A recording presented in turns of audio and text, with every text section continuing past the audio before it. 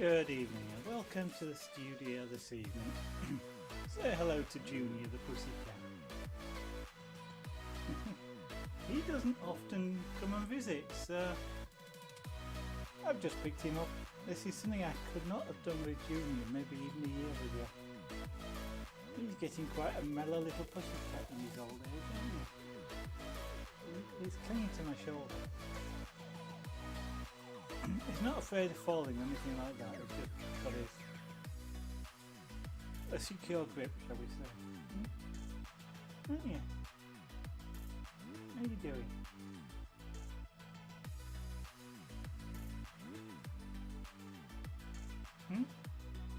You came to visit, so there you go. I'll put my back to the camera so that they can see you.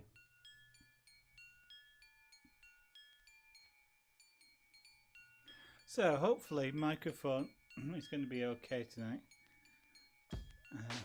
I hadn't realised it was clipping quite so much as it was, and unfortunately though there's not a lot I can do about noise. You know, the extractor is noisy, engraving isn't quiet, to say the least. Is it Junior? So I don't know quite whether there'll be much background noise pickup, but we shall see. We'll put you down now. How about I put you on the chair? You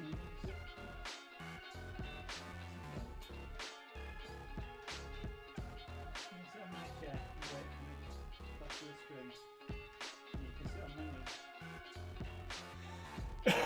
knee. Here's the pussycat hair out of my coffee. And put that to one side. Make sure I've got my reference picture somewhere where I can see it. I've got my paper for pads. Let's move those bits out of the way. And remembering everything is now coated in glass powder, so I've got to be a little bit careful.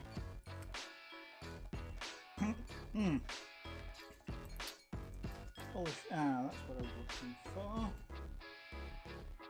I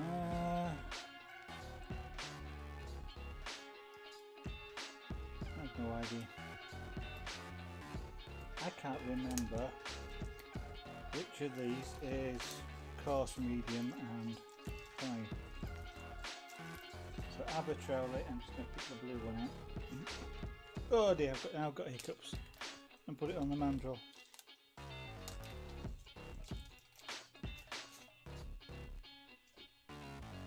And that just involves screwing that onto the end of there. And making sure it's screwed home.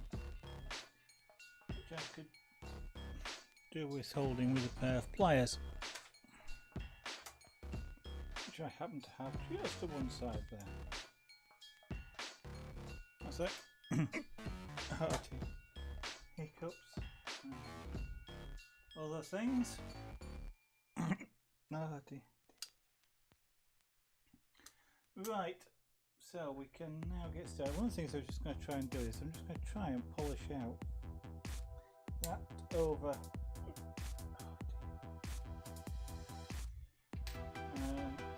It's going to be a while before I can get rid of these hiccups, so please excuse them. And make sure this is turned down because I don't want to spin this too fast, because if I do it will bang, fly off and ruin the mandrel.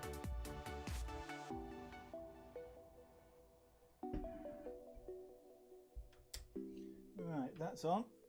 I've got electricity, have I got air? Yep, I've got air. Oh dear. Right, so I'm not going to be using the air tool, at least just not yet. Alright, now I've got to work with this closer to the extractor.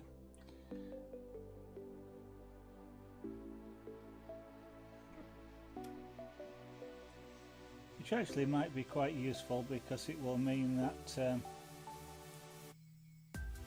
the microphone is further back then. and being further back, it should mean that it's not quite as loud.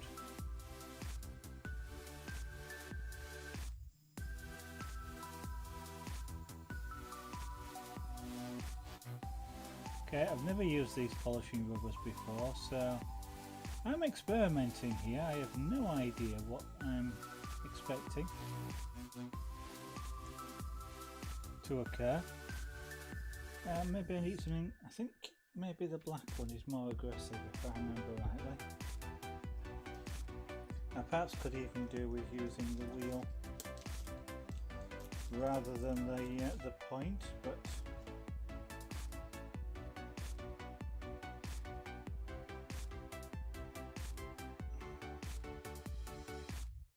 what I ought to do is buy more mandrels. But also, and that's just a push fit. I'm screwing that up, but it looks more like a push fit. Right. So, is the black one more aggressive? Sounds it? Yeah, it is.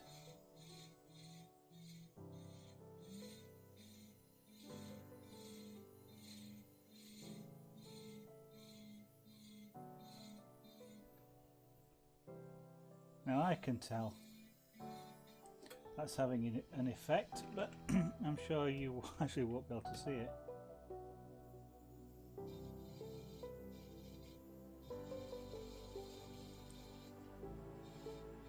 Now I've turned the work this way because if I remember rightly, oh no. I was about to say this is going to work best if it's going across the score lines, but I think if I remember right, the score lines are vertical, so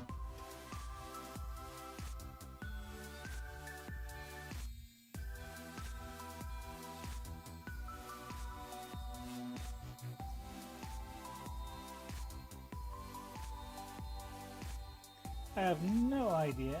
It's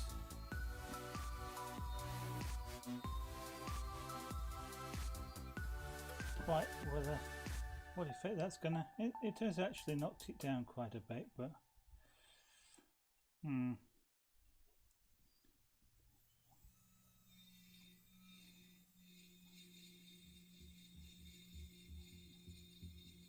whenever I've used these before,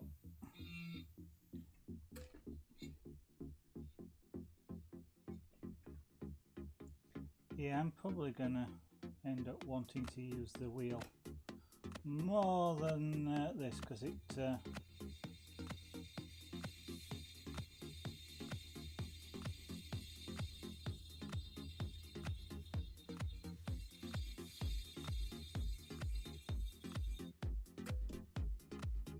okay, well, interesting experiment. We'll come back to that. Maybe better using a polishing stone, and then it works and I can see it's working, but that might take some work.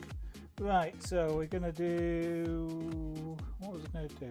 Oh yes, I want,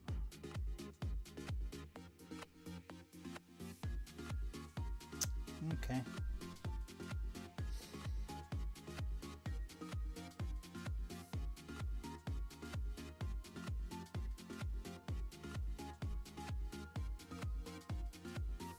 Shadow lines and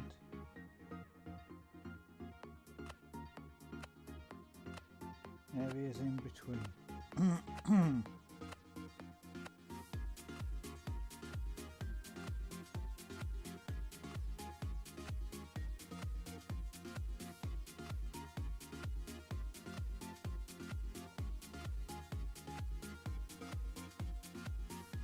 Right, okay, I know what I'm going to do. Actually, yeah, what I'm going to do, I'll leave that one alone for the minute. But, so let's have some water on here.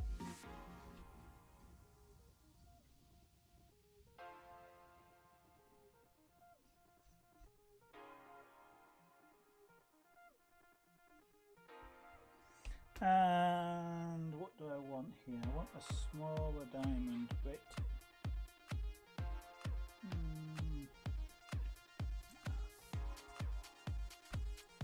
Got those. I don't want to use that one. I could use that. Yeah, I do want a diamond bit for this one. What have I got over here? There's stones.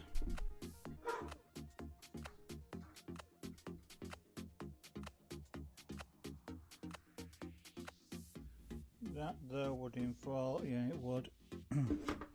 Okay, so I'm just going to go digging in my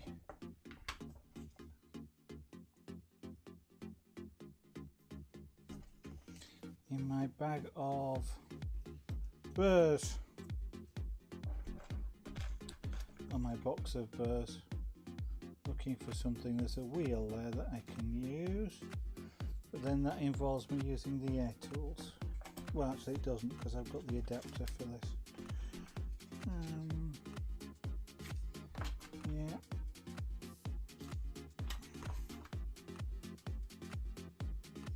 Carbide. Actually, carbide wouldn't be such a bad idea.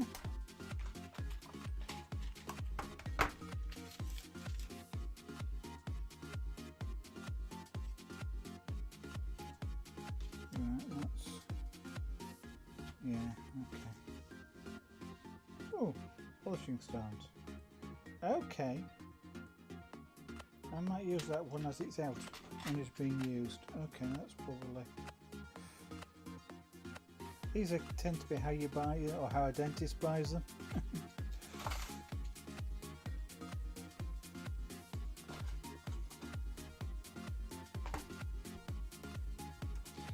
Actually, yeah. Actually, I might just spin up the air tools.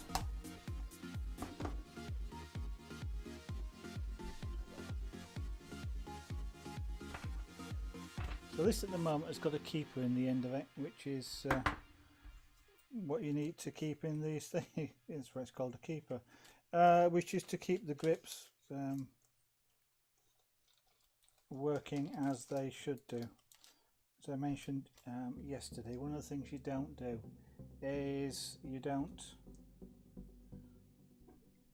leave them without a keeper in the end, because it's bad for the tool grips. And then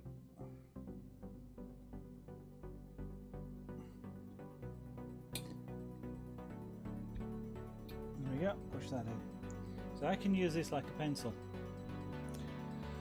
And this is going to sound like a dentist drill, because it's a dentist drill. So if you don't like the sound of dentist drills, sorry. I'm going to put some air on though, so this may get noisy.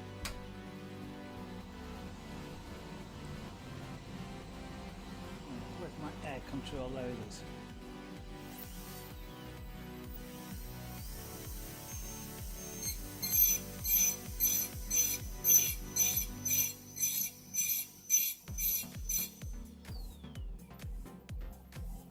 That's going to do what I think it's going to do. Right.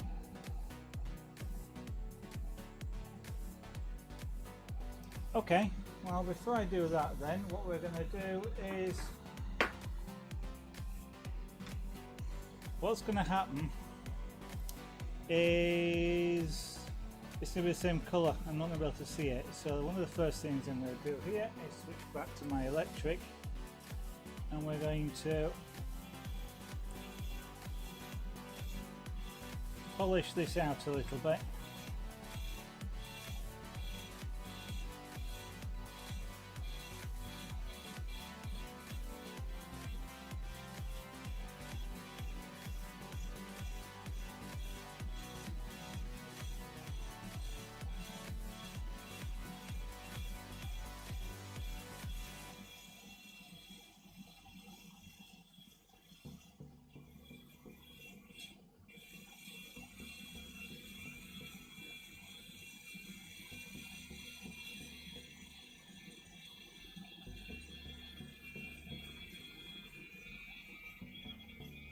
This is kind of one of the useful things about having two sets of tools is I can have, you know, one set in the Micromotor and one set in the dentist's drill. But there are issues with doing it. I mean, it's certainly not a beginner setup, isn't the dental drill. There is all sorts of considerations to take into consideration with the dental tools, the high-speed engravers. And actually, it's kind of one of the things that they don't ever. When you start looking at them and you see these high-speed engravers, and you'll see them on websites, you'll see them in YouTube videos. You even see some of the manufacturers that demonstrate them. One of the interesting things that they never talk about is the air source, because all of them need air, and you know, some of them kind of go, you know, you need a compressor, which is true, and you almost skip over that bit of needing a compressor. And I don't think I've seen one of them yet which says anything about the compressor that you need.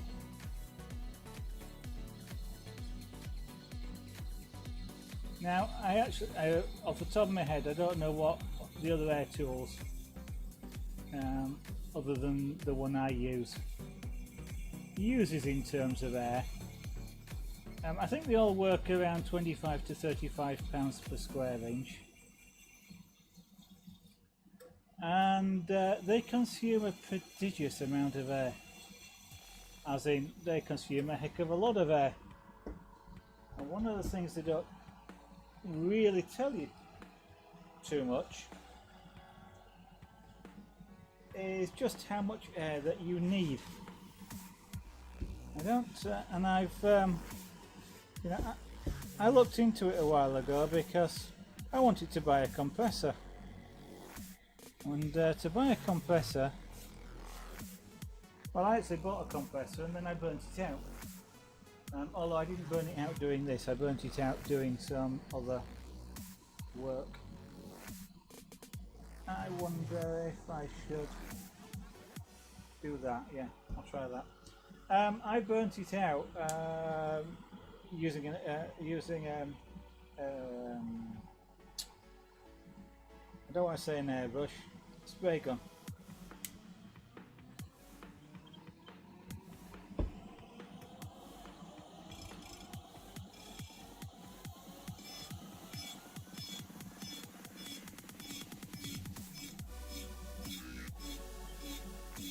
And basically I overheated it to the point where it seized.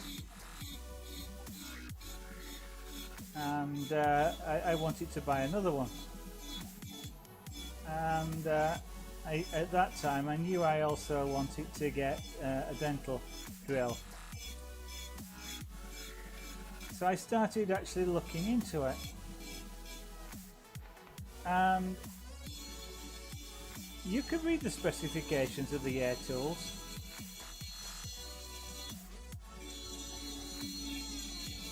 And they'll tell you how much air they use in things like cubic feet per minute or metric equivalents. But and then you've got to find a compressor that will provide that amount of air, because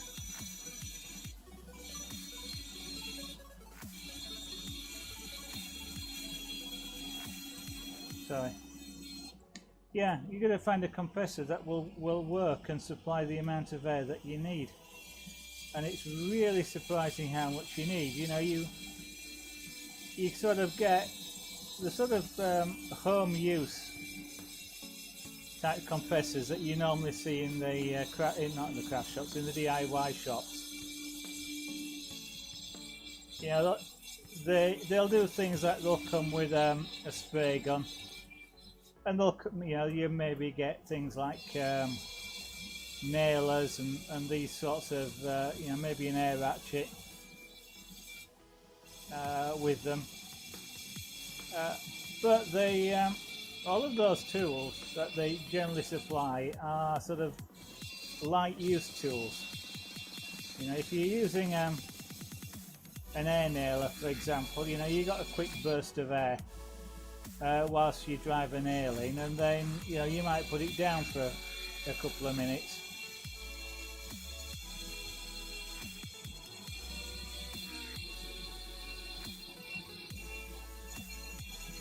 But when you're doing something like this, as you can see, I mean, I'm running this tool continuously. And you tend to do the same thing with the air tool.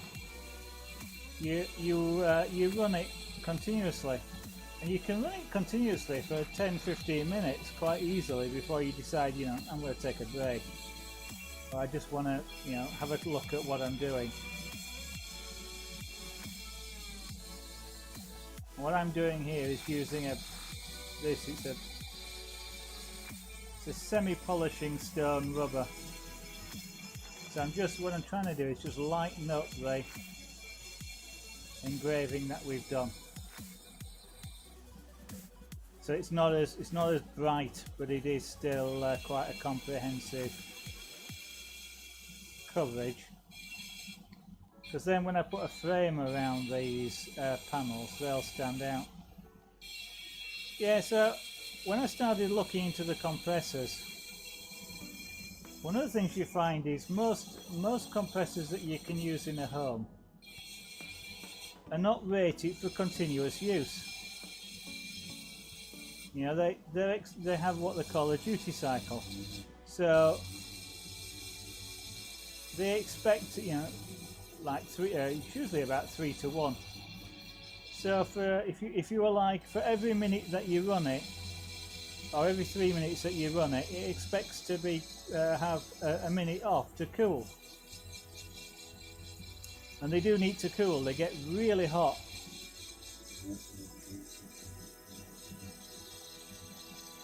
If you don't let them cool, they burn out.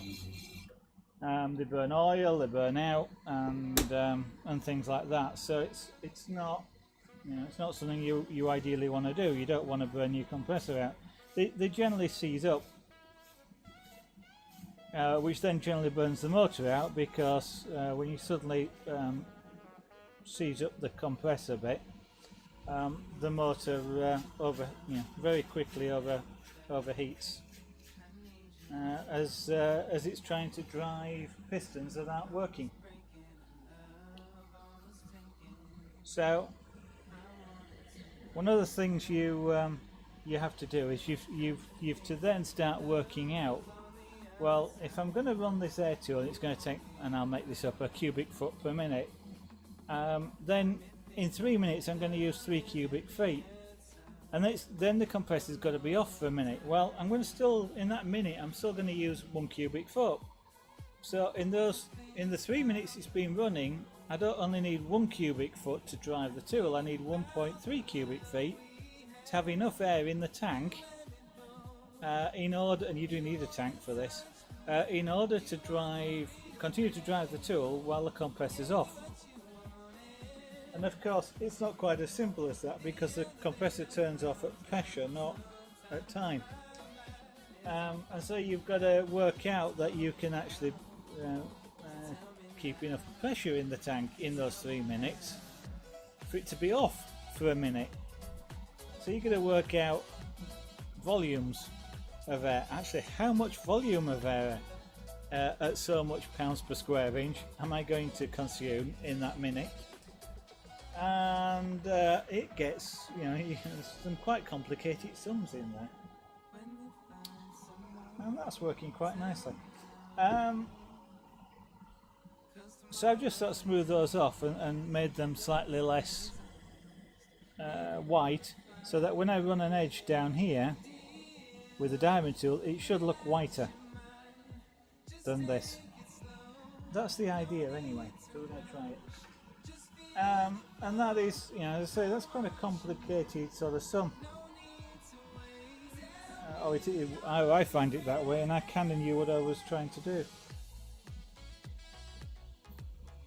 And it's surprisingly just how large a compressor you need. I've got about the biggest compressor that I can run in a home environment in order to maintain enough air to run this tool continuously.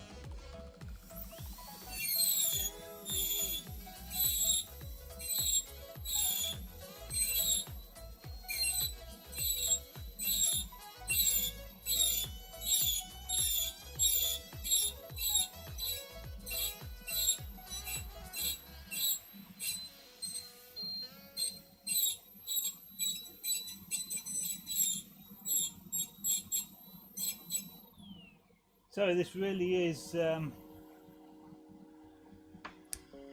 nails on the blackboard, dental drill type sounds.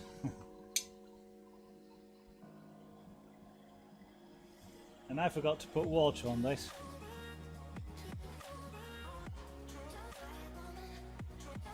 And with the dental drill running at the speed it is, it really does need water to help keep it cool.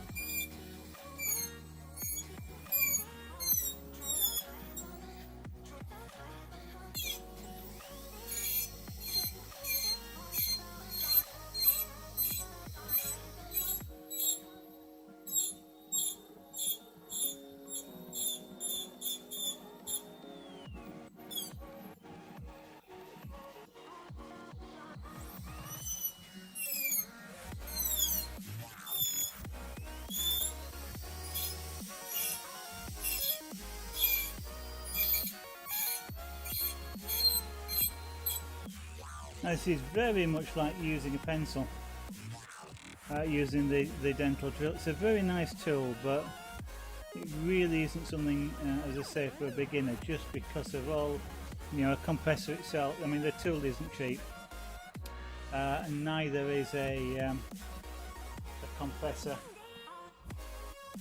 that will do the same job as this. I'm just trying to think, probably best doing this and then polishing it out, I think, so yeah, I don't like that idea though. Well, I suppose I could. That probably means using the wheel though. Okay, in fact I can try that.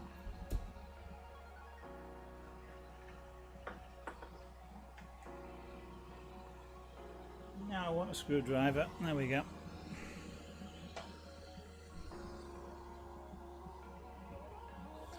So I'm going to do is just change this, change the mandrel on, change this mandrel over. I'm going to take this stone out off of it, and I'm going to put a polishing wheel on.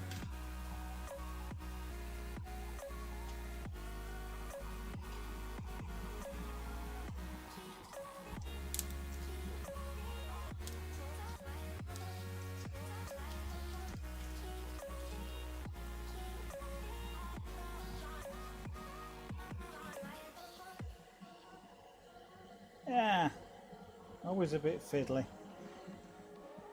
What I really ought to do is save some pennies up. They're not particularly expensive, aren't these mandrels, but they're not cheap either. They're about £2.50.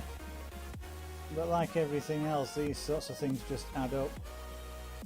And I've got 4 polishing wheels here, plus a couple of grinding wheels, so that's sort of 6 mandrels. That's already almost £20.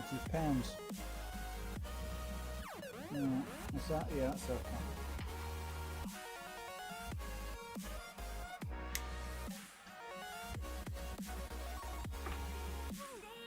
Now they do have speed limits on these.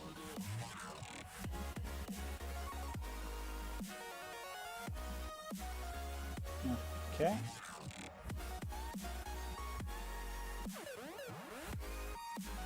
So always make sure you start reasonably slow with these tools.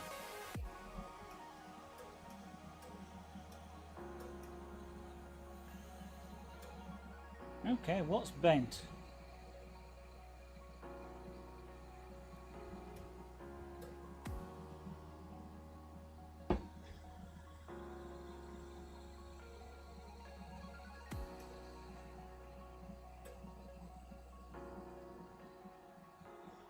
Have I put that on the wrong way around?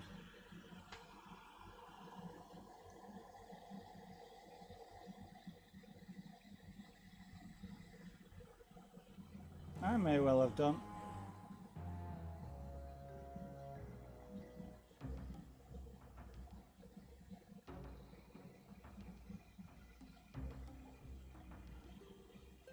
No.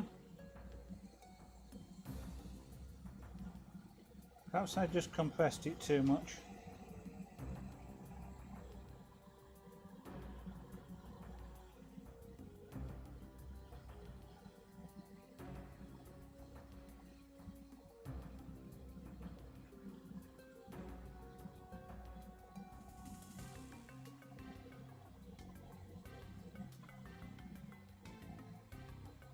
Okay.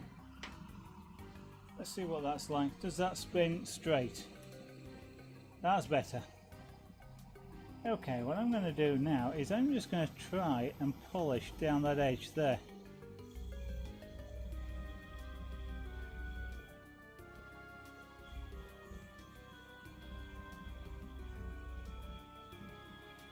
So this is like a knife edge. Ah, that's better. I like that. This is sort of a knife edge. So I've got a very sort of fine edge on this polishing. It's like two small domes. There we go. That's nice.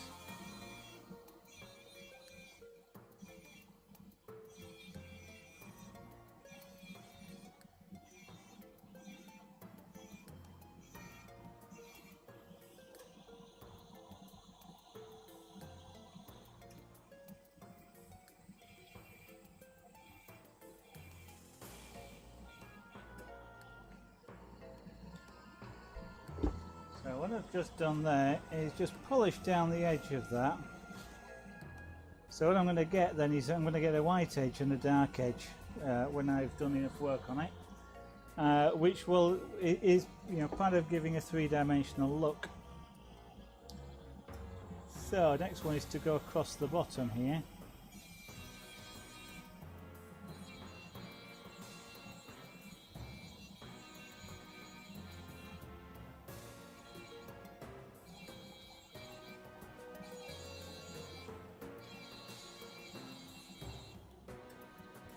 Yep, that's polishing up really nicely.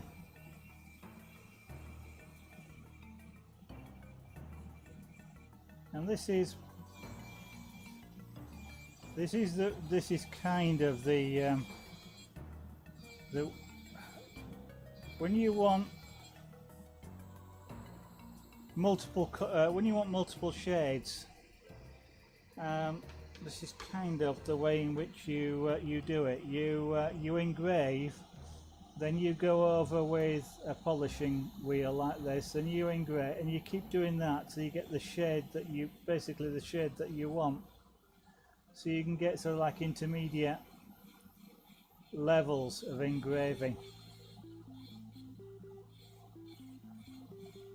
by basically scratching something, then polishing out a large amount of those scratches,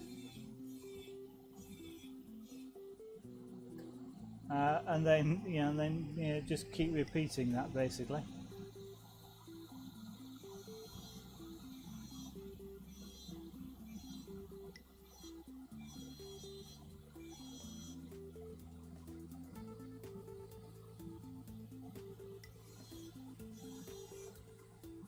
Okay. Now whilst I'm polishing, I don't need water, which is good.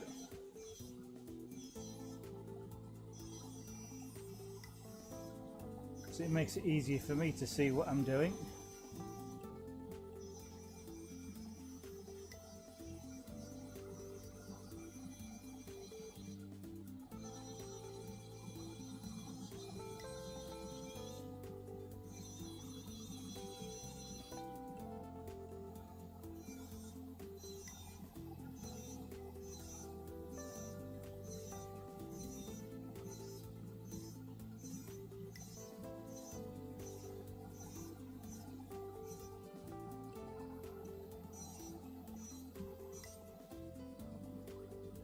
Yes, if you are interested in doing engraving using air-powered tools,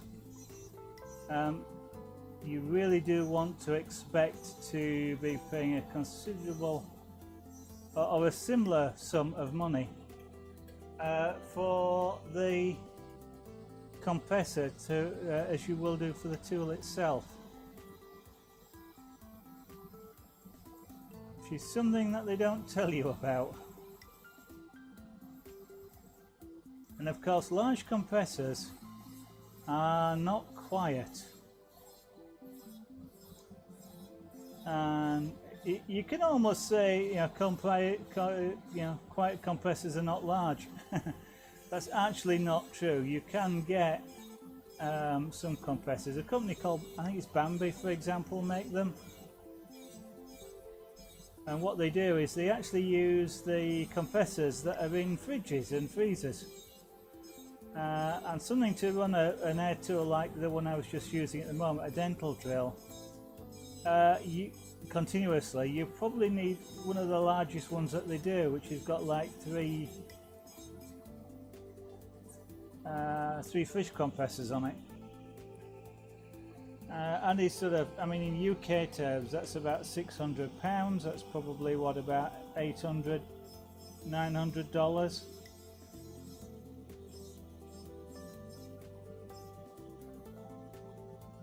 Just for the compressor, and then you've got a similar sort of money for the air tool that you're choosing to use.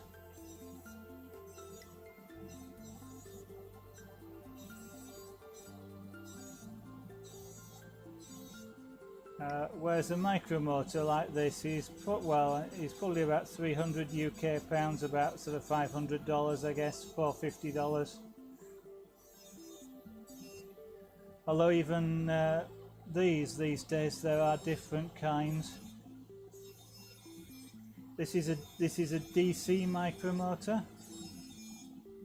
There are what they would describe as AC micromotors. That doesn't refer to the mains supply. What it refers to is the drive to the motor itself. And essentially all it really means is this is a DC motor, and it's a brushed motor. And what they describe as the AC ones are actually called brushless motors. Now they are potentially more reliable, but they're also more expensive.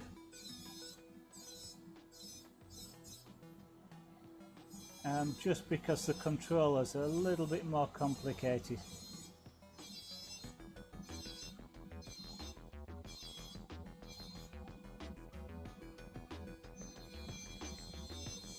Although these days I'm kind of surprised. I think it's more a case of it sounds clever, therefore they can charge a premium, because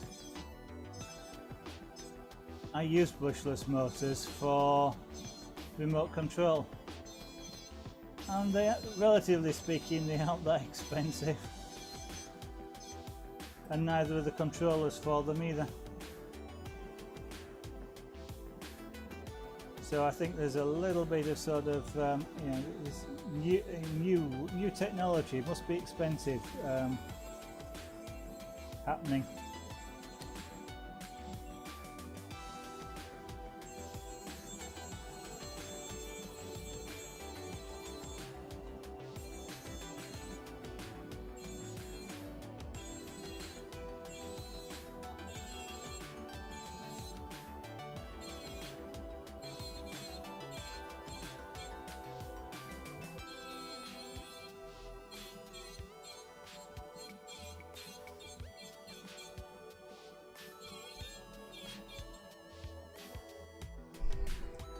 Nearly.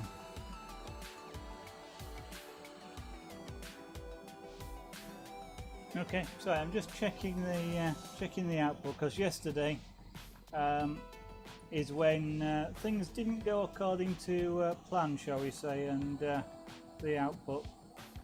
What I have to do is spin this backwards.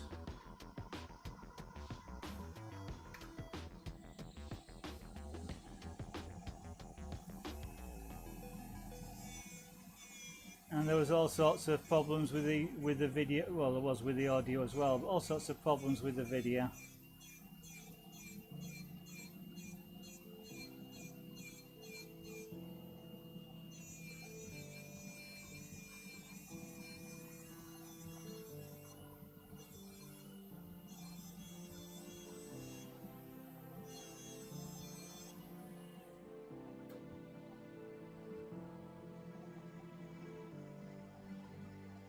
Ah, it's going quite nicely.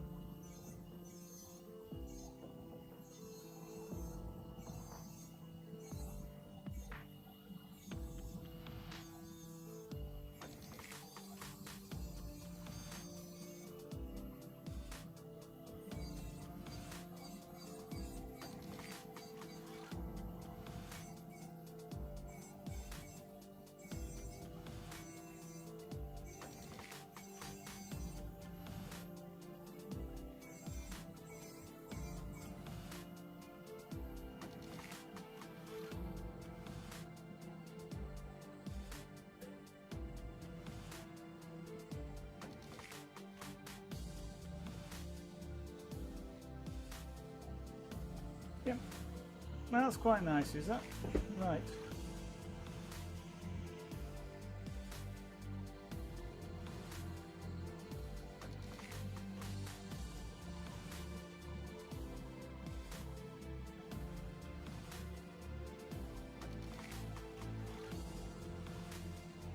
Yeah, okay, Twitch is having a problem, so if there's anybody out there, I'm afraid I don't actually know you're watching.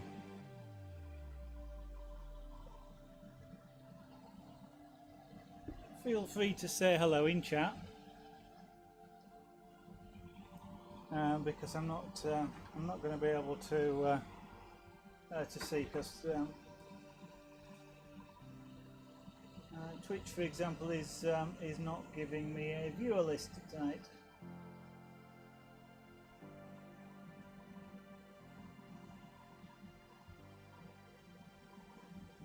Now you, Twitch.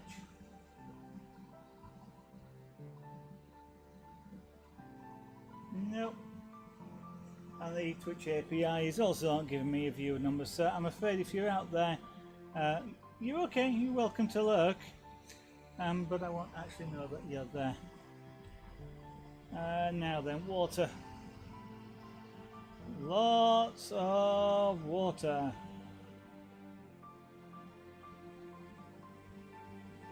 It disappears really quickly, even when it doesn't roll off the bottom. This is what I ought to really have here, is a drip system, but I don't.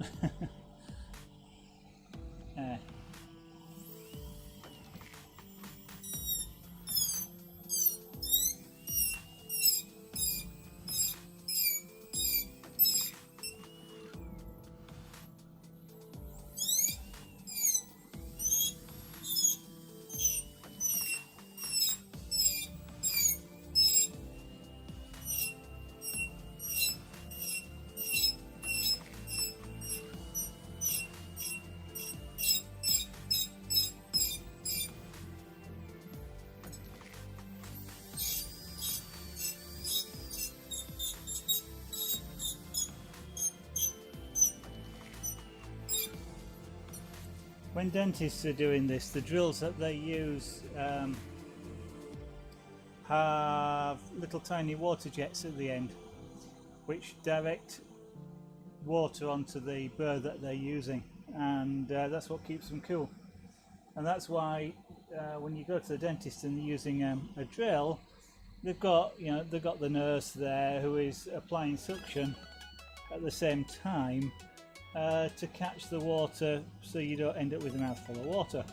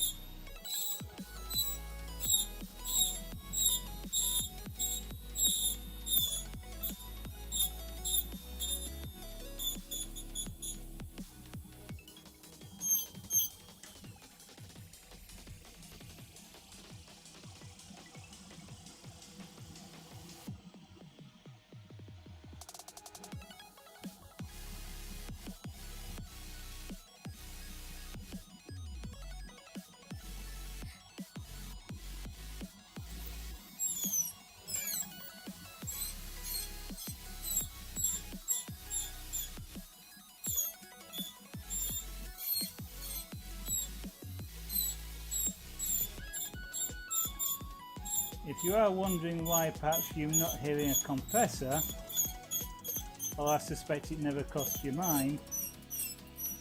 The reason is that my compressor's in the garage, which is sufficiently far away that you can't actually hear it. So I have an air line which runs all the way from the garage here into the studio.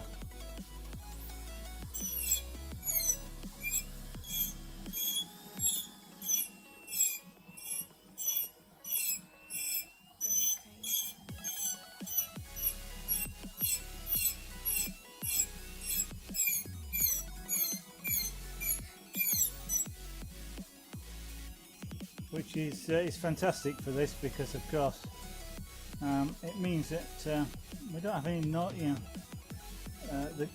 a noisy compressor running, and when I say noisy, it really is noisy.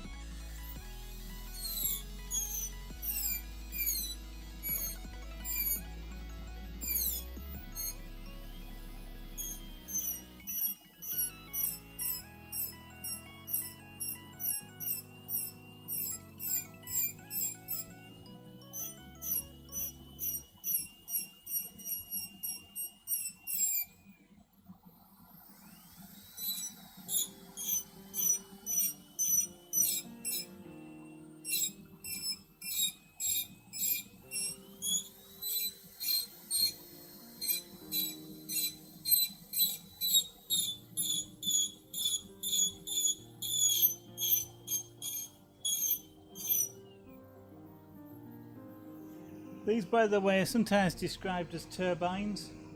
The reason being is that's literally what's driving this. The air is driving a turbine,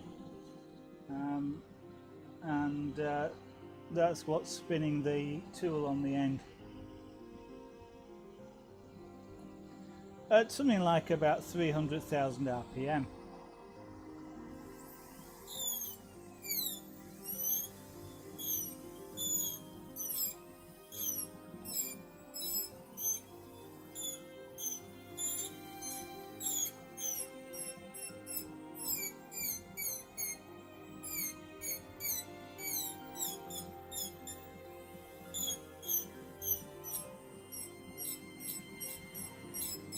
Now there isn't a lot of torque in this. I mean, literally with this tool stopped, I can hold on to it. I wouldn't, because it damages the turbine, but I could hold on to it, and there isn't enough power in the air flow in the turbine to spin it out of my fingers. But whilst it's spinning like this, I wouldn't attempt to stop it. I'd burn my fingers and create quite a deep cut in them if I tried to stop this tool spinning whilst it is actually running at 300,000 RPM. So it's definitely not a good thing to do, is jam it up. Right.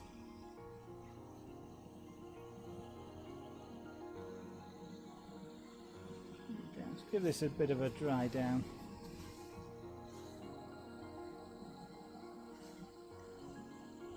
What I was trying to do, not as successfully as I was hoping, but is create a light edge there and a darker edge there. It's sort of working, and just to give it a little bit of a three-dimensional sort of look, and I think maybe we can do a little bit more on that.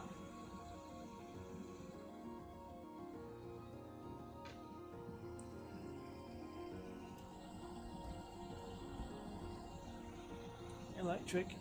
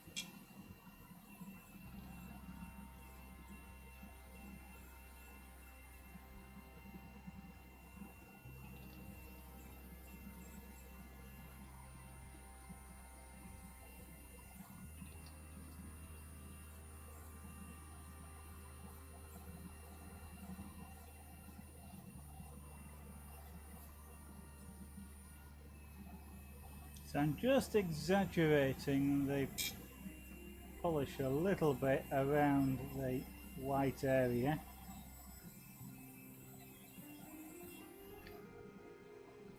Oh, yeah. Just to make the outside edge look a little bit whiter.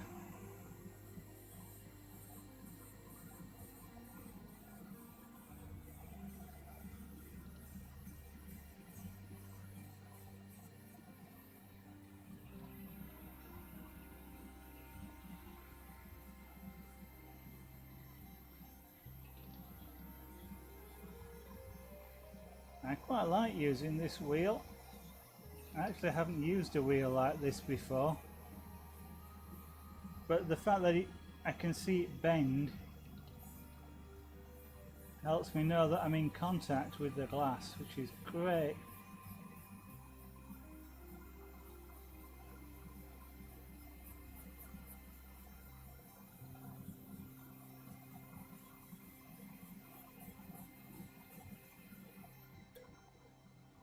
Yeah, that's nice. Okay, I need to do a bit more, but we'll now switch back to the air. I'll do this dry, then I can see what I'm doing.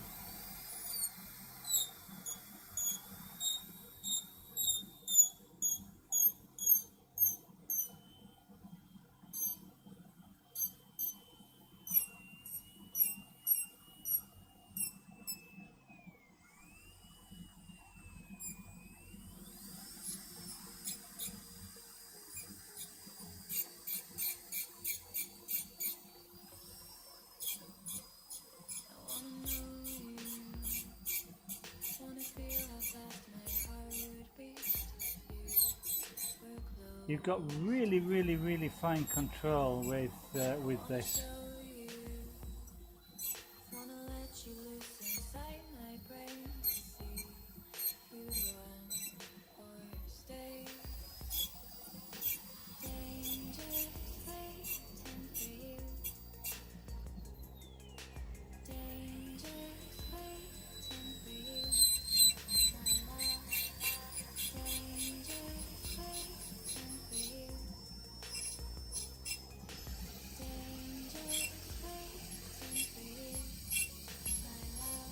So what I'm doing is just filling in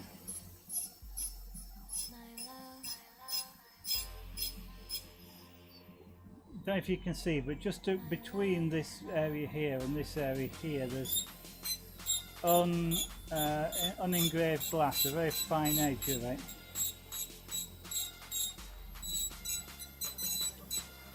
So I'm just colouring that in, for want of a better description,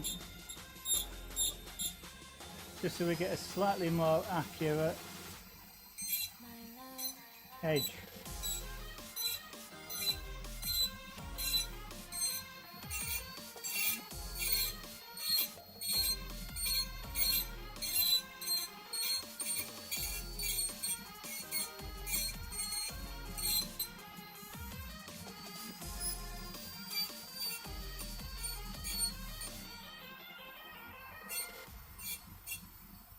Now I prefer to do this with water, but I can't see it if I use water.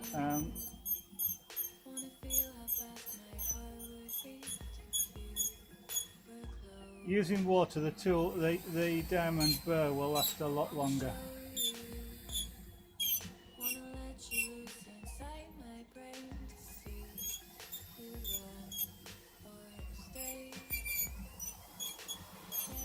Now you can get really extremely fine lines with this tool.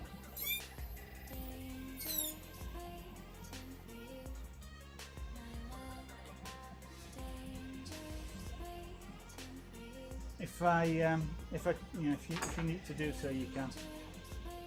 I don't want that to drop off. It's very easy to bend the shanks on those 1.8 millimeters.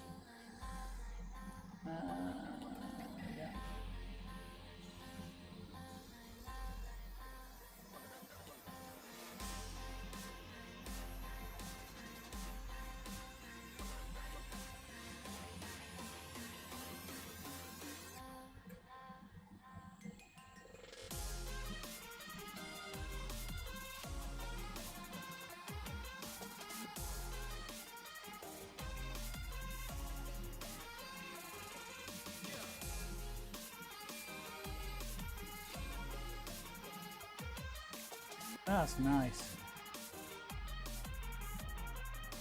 I do like this tool. I do like this wheel.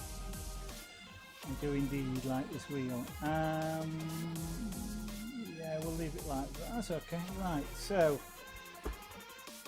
first of all, I'll look what time it is. Okay, it's already that time.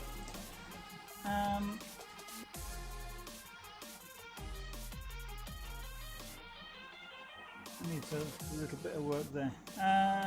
Okay, and this is where you sort of keep seeing bits that you've missed, like that bottom edge completely.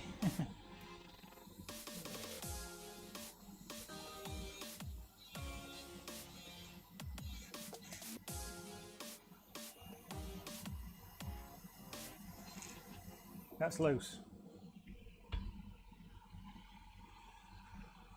Okay, you do not want to be spinning these tools if they're loose.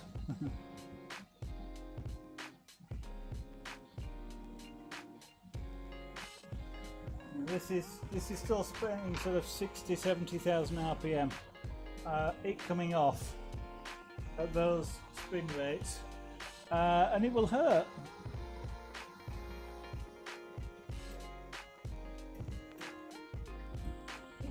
It's off center.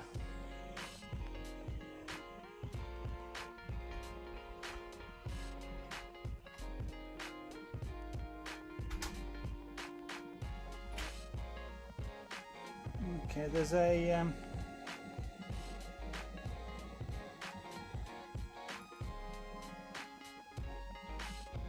know if there's an indentation on the bottom or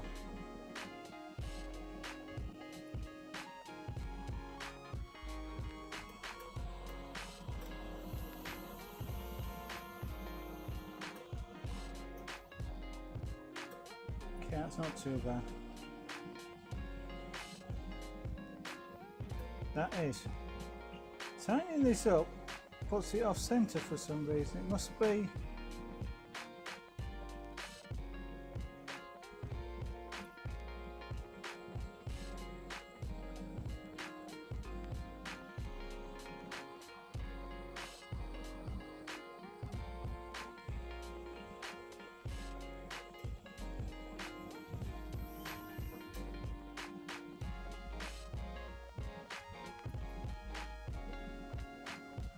Okay, gotta keep an eye on that. Right.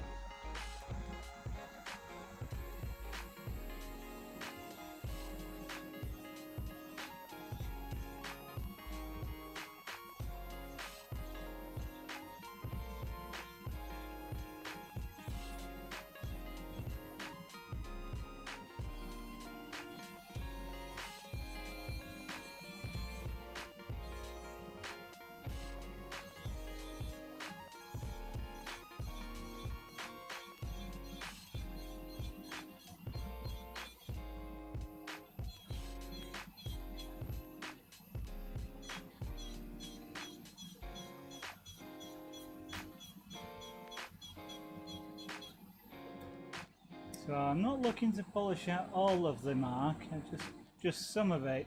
So we actually create what would be like a shadow line, shadow line and a sunlight sort of angle.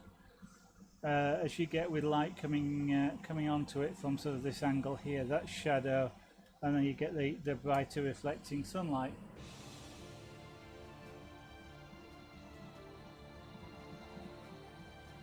Okay.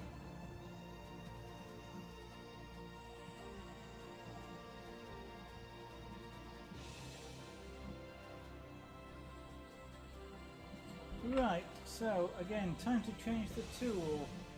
So, alright, I'll use a football. There we go.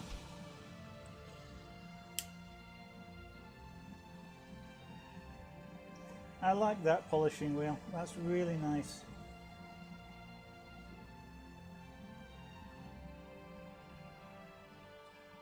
I think I need new mandrel as well. Sorry, adapter, not a mandrel. Okay.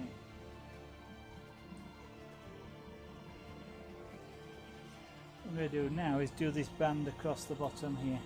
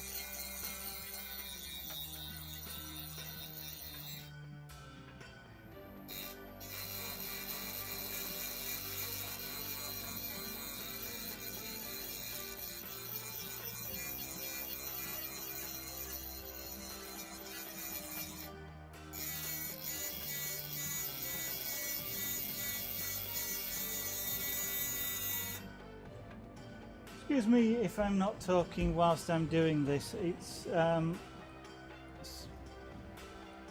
engraving.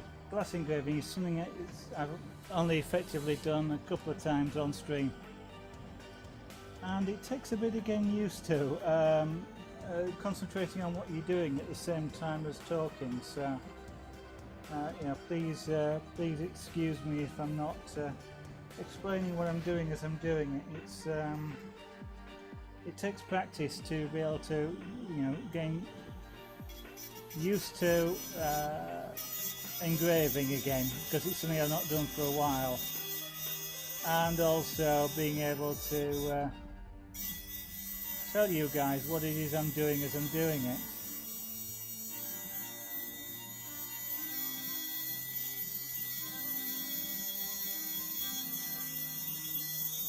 So this is the plinth. So I just felt like I might as well just go all the way around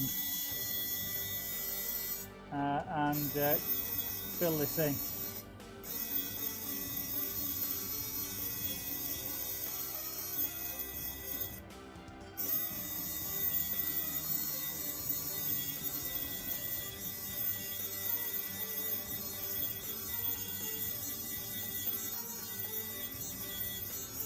So the trick that I'm trying to do is to keep it smooth. What I'll probably need to do is polish this again afterwards. So we tone down the white of the stone, but we'll see how that goes.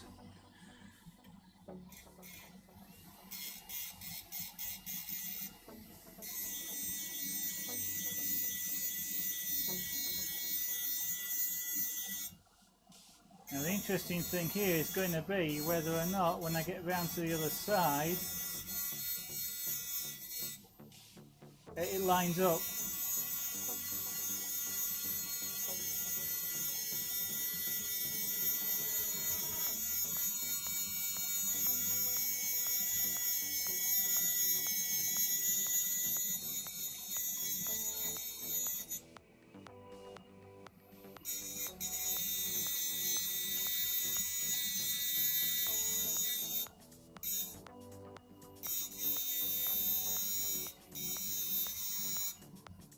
I could probably spin this a bit faster.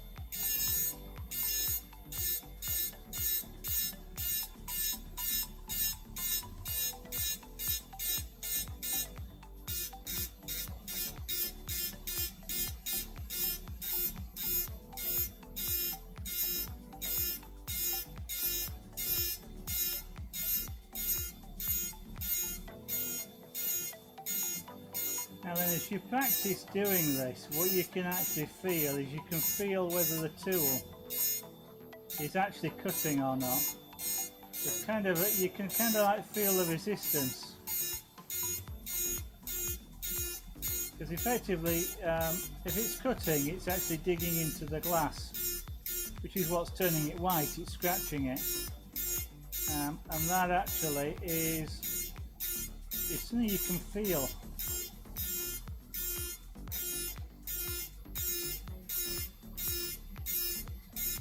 So I can tell if it's cutting sort of enough or not enough, just by the drag as I move this over the surface.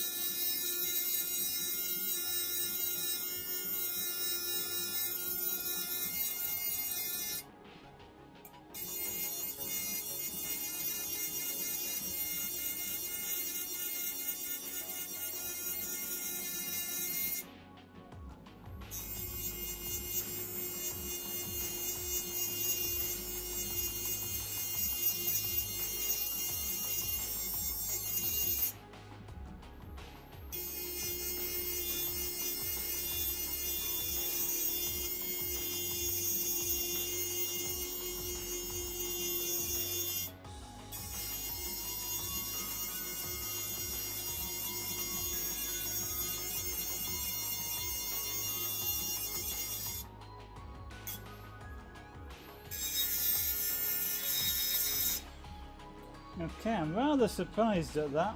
I'm rather amazed really, because I've just gone all the way around there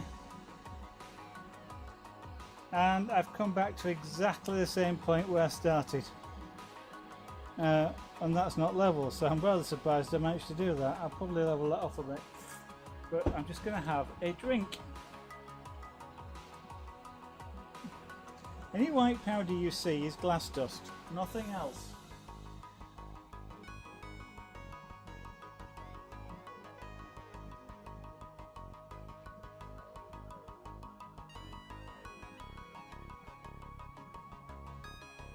Yeah, video still looks okay.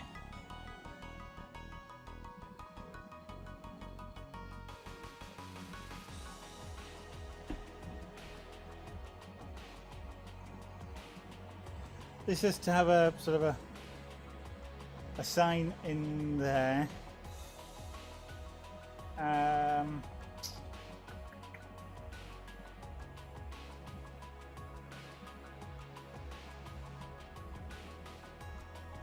Yeah, so what I'm going to do is switch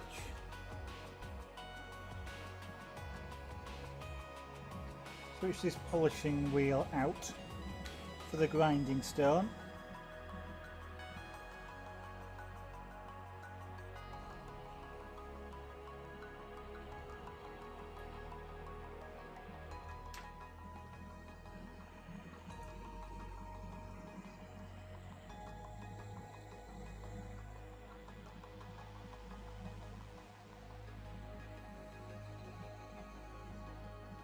One nice thing about grinding stones is that they tend to grip the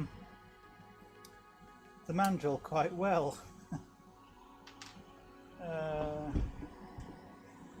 I'm going to have to get another one of these adapters, I think, because this one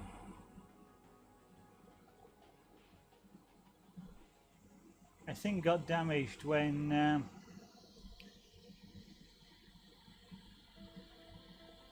one of the tools bent, so it's not quite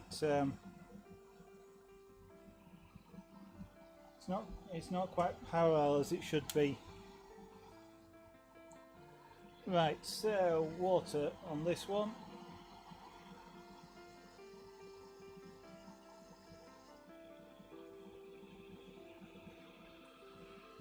Just dip the tool in water. Right.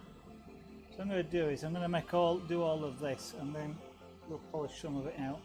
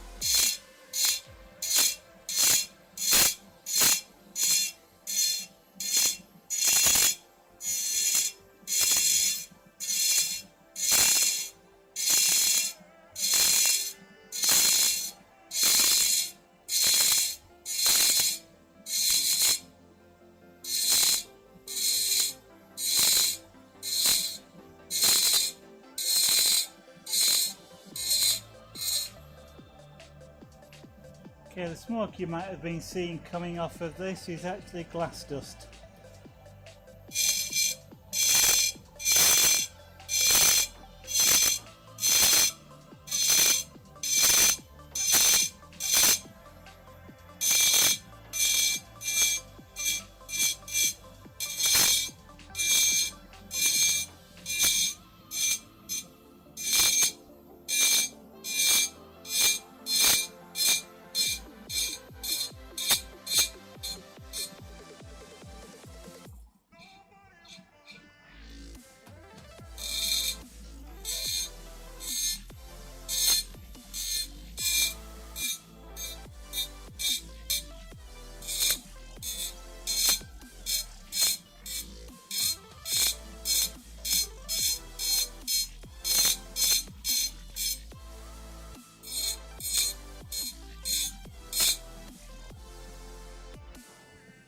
Okay, that looks nice.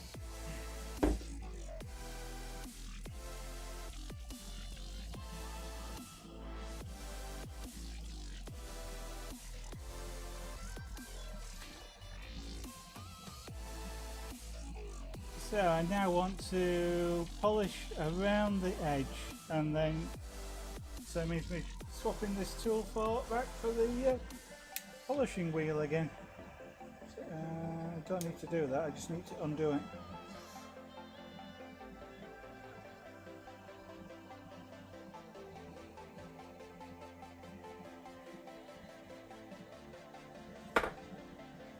Is the Twitch API working yet?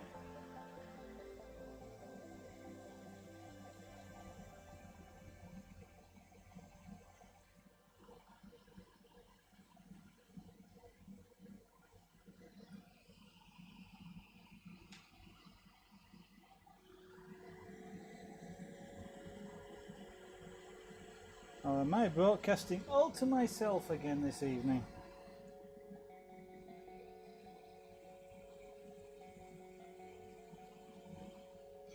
Well, if there is anybody out there watching, then welcome to the studio. I'd ask that you consider to follow the channel. It does help, and also means that if you want to come back and see things like this complete or similar things, then of course Twitch will notify you when I go live.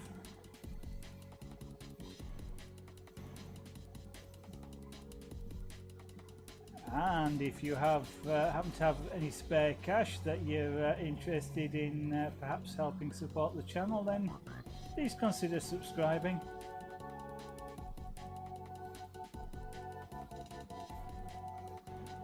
Buying things like tools, like these rubber wheels for example, aren't especially cheap, so every little helps the channel out, means we can do things like this.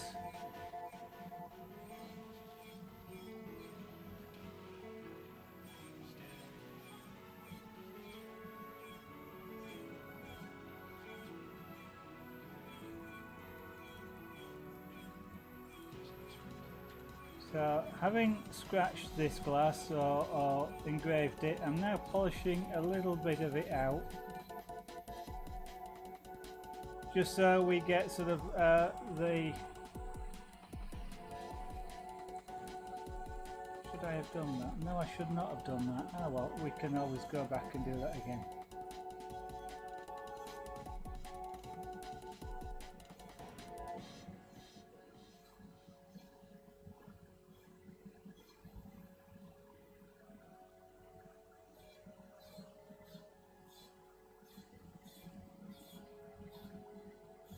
So I'm attempting to simulate the panelling.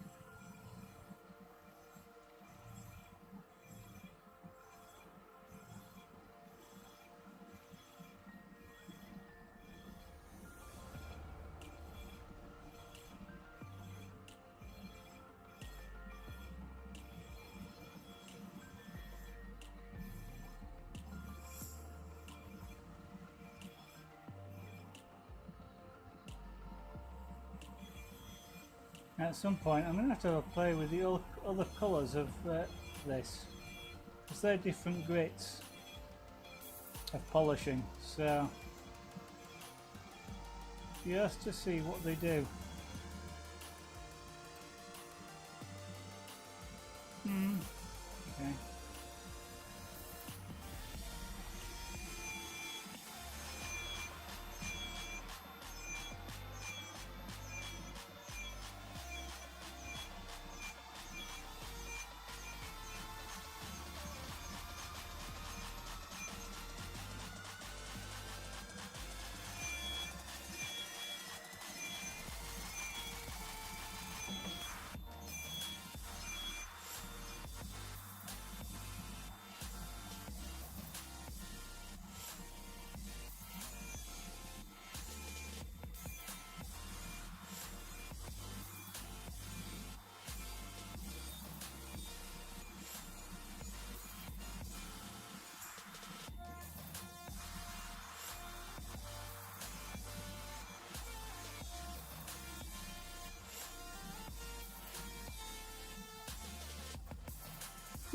Not bad.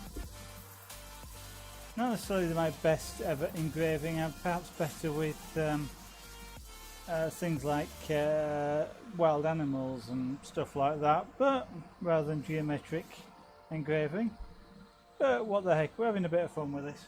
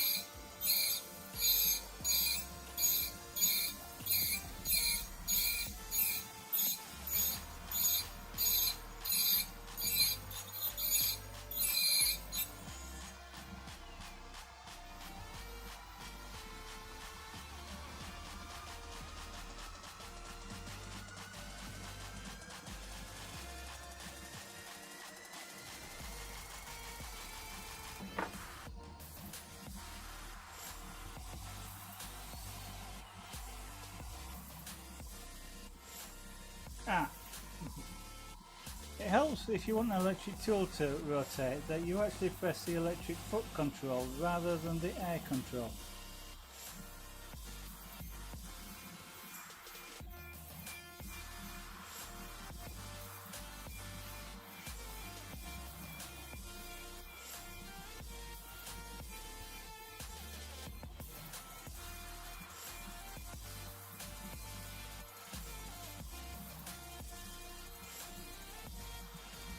Because it's usually a lot more successful that way.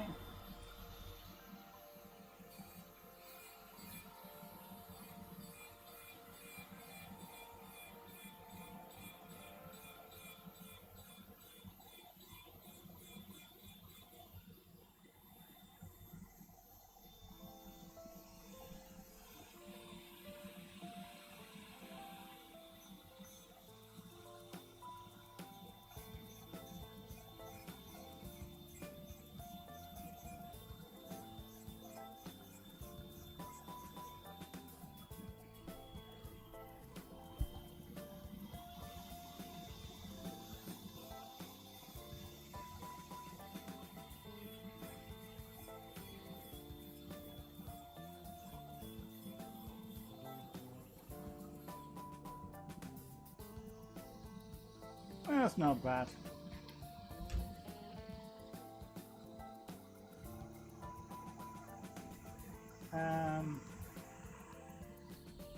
That's what we're going to do is whiten a little bit of it down again because we've polished a bit too much.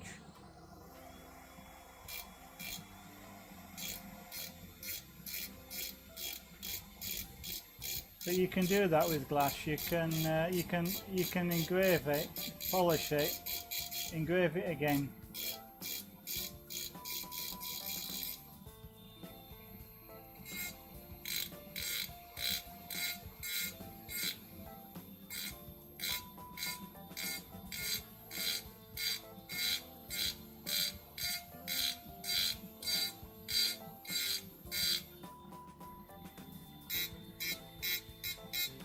Now you do have to be a little bit careful about the engraving direction when you're using rotary tools like this, because you can get a different look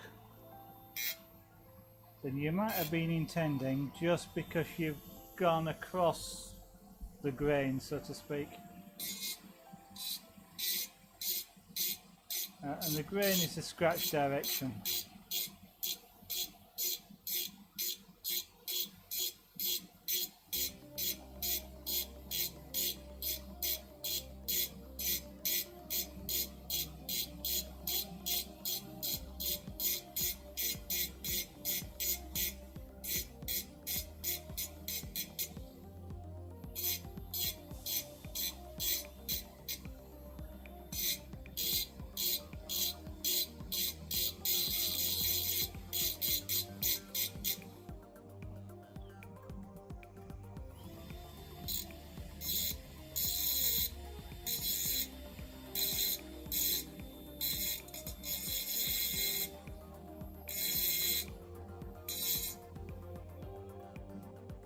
Right, having scratched that, I'm probably going to need to go over that again with... Oh, that's not so bad, it's blended in.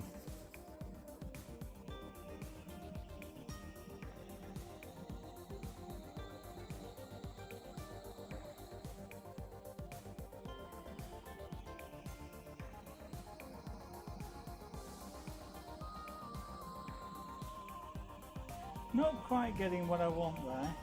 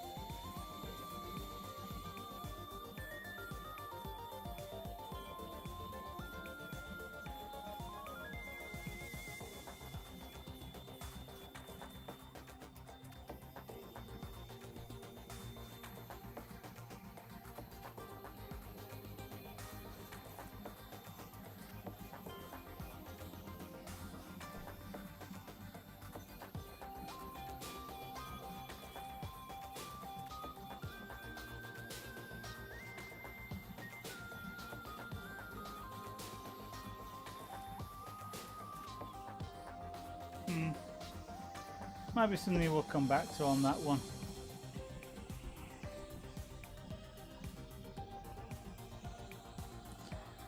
Now then.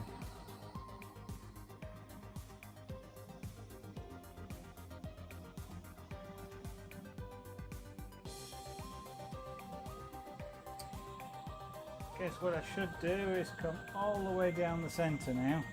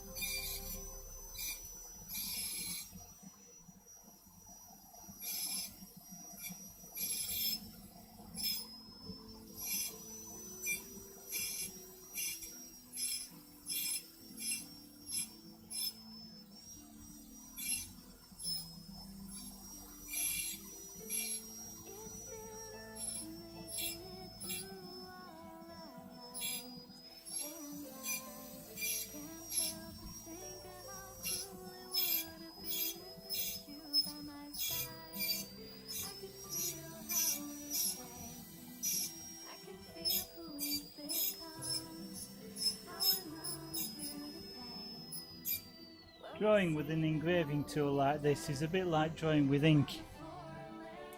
You don't get a second chance.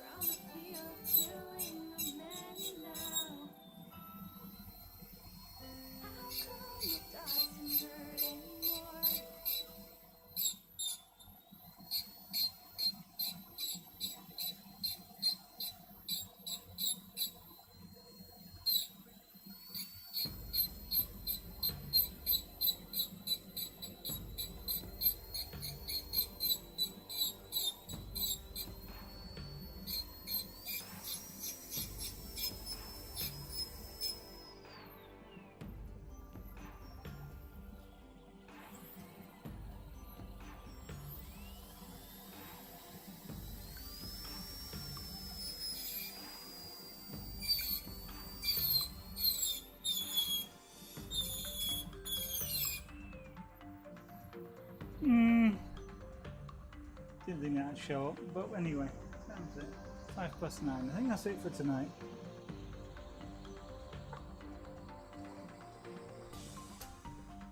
Turn that off. Let's give this a wipe down.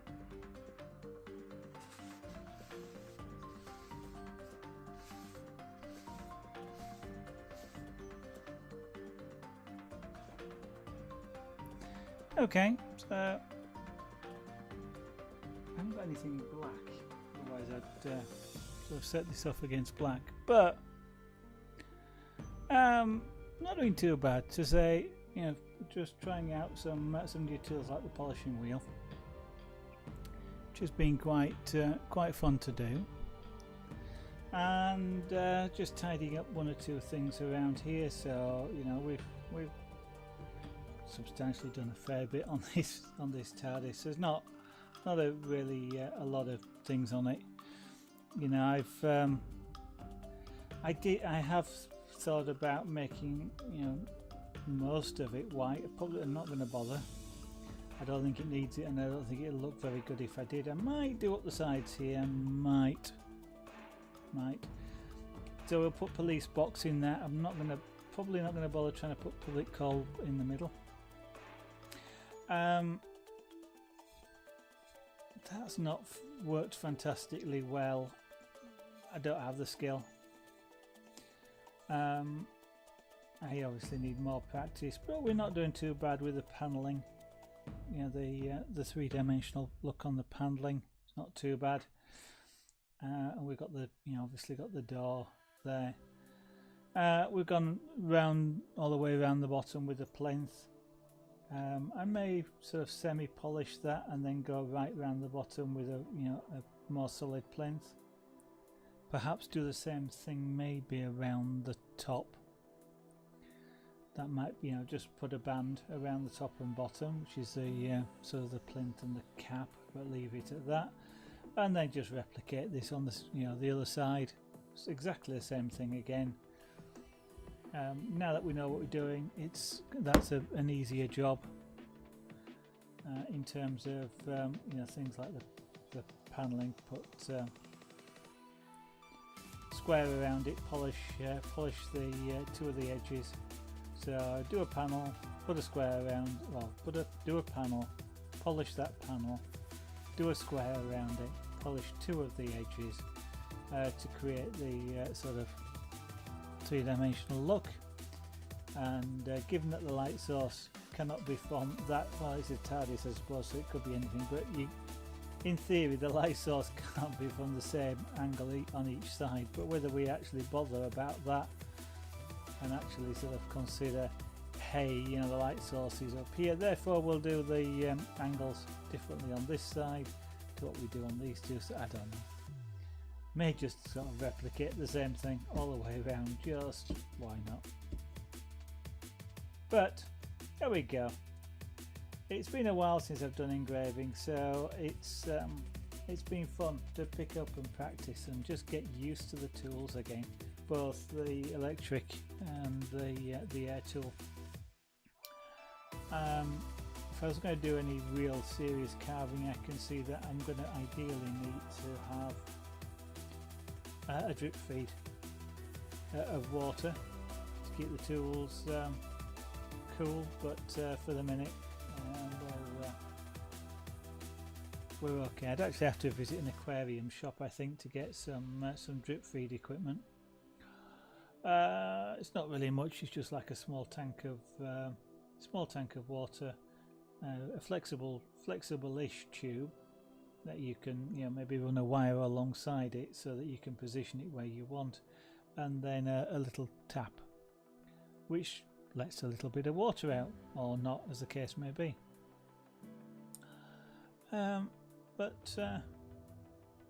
Yeah, maybe I'll have to find a scrap piece of glass as well and play about with some of the polishing stones, just to see what they do, because it's not something that I've, like the white Arkansas stones, I've not played about with, so I'm not quite sure what they would look like when they do anything. And I'm kind of always reluctant to want to do things on pieces I'm actually working on, and usually that's best how I learn, so that's a bit of a dilemma sometimes.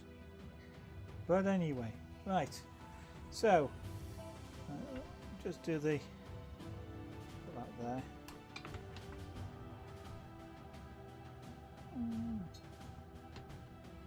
I really could do with, see what ideally what you do with this is you get like a black bean bag. Actually, that's a good description. A bean bag that's black. You don't mind getting wet.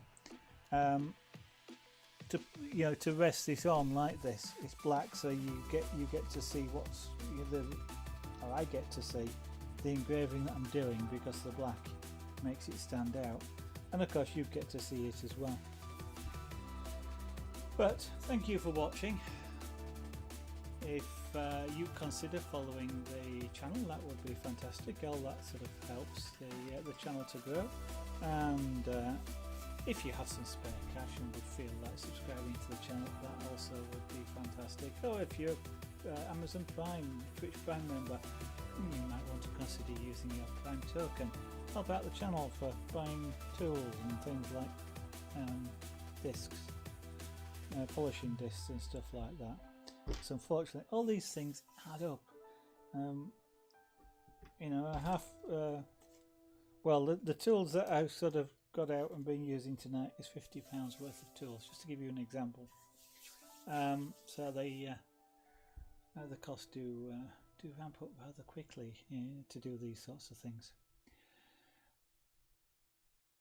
if you're interested in some of the other crafts that I do, like the jewellery for example, this is available on, as you've seen pictures of lots of them there, on Etsy, so etsy.zaragonart.com, and you can take a look at these, and if you're interested in one, either for yourself or as a present, then feel free to buy them, or if you want something special, different colours, different metals like stainless steel for example. I don't have one to hand, but I do have that in stainless steel for example, then just send a message and we can talk about it. Thank you very much for watching. I'm not quite sure when the next stream is, so if you perhaps will follow me on Twitter. I usually do try and tweet before I go live. I'm thinking about maybe trying to do a stream tomorrow night, but we shall see. I'm not promising anything at the moment. It really depends on what else is going on and how work goes, and whether I'm going to get to have food in a reasonable time, that sort of thing. Hopefully we'll get back into a schedule as time goes on, but it is a little bit variable at the moment. Thank you again. I keep saying it for watching, but thank you for watching. Hope to see you on the next stream. Bye for now.